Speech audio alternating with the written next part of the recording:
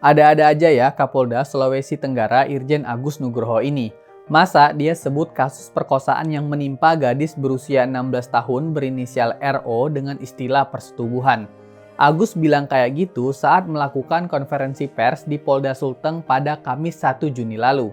Agus beralasan mengganti istilah pemerkosaan menjadi persetubuhan anak karena mengacu pada aturan hukum yang berlaku.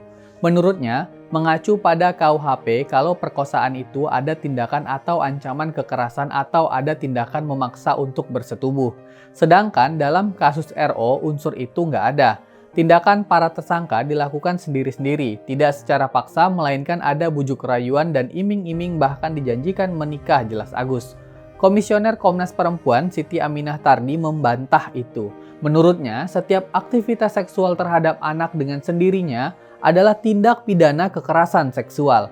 Alasannya, karena anak dinilai belum mampu memberikan persetujuan secara penuh untuk terlibat dalam aktivitas seksual. Kekerasan seksual terhadap anak tidak memerlukan unsur paksaan atau kekerasan, tegasnya. Hal yang sama disampaikan oleh pakar hukum pidana dari Universitas Trisakti Abdul Fikar Hajar. Menurutnya, kasus tersebut tetap pemerkosaan. Pak Kapolda saja yang kurang piknik, ujar Fikar. Menurut Fikar, korban yang diperkosa adalah anak di bawah umur. Maka di situ terjadi suatu pola yang tidak seimbang.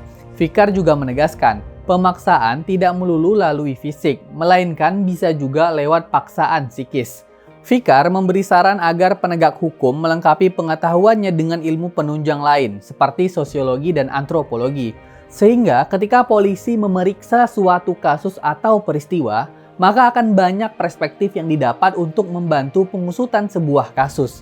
Sebelumnya, ramai diberitakan kasus pemerkosaan yang menimpa gadis berusia 16 tahun berinisial RO di Parigi Mautong Sulteng.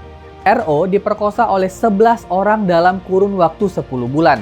Pemerkosaannya adalah orang dewasa dengan beragam profesi, dari kepala desa, mahasiswa, ASN, polisi, dan lain-lain. 5 orang telah ditetapkan sebagai tersangka. 1 orang masih diperiksa dan 5 orang lainnya masih buron. Hukum berat pelaku, lindungi perempuan dari kekerasan seksual.